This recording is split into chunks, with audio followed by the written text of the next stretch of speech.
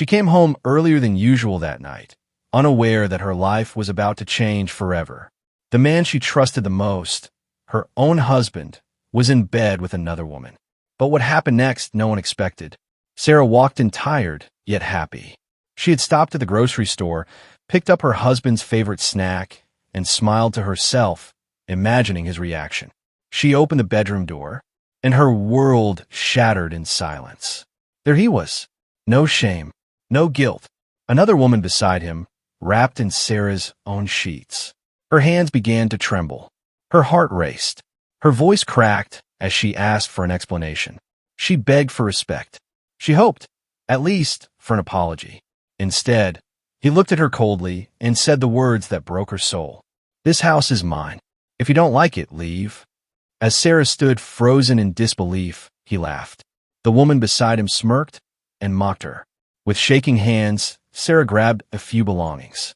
Tears blurred her vision as she walked out of the house she once called home, as if she had never belonged there at all.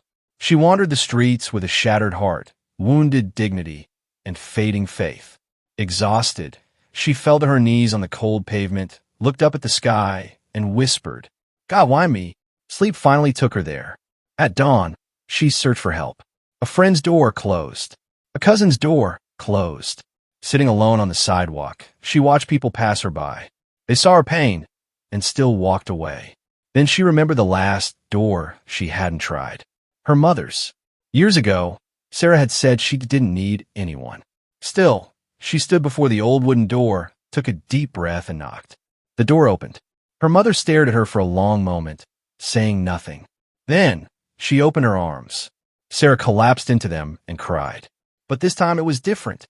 This was a cry of relief. Because in her mother's arms, Sarah realized something powerful. She had lost a house, but not her destiny.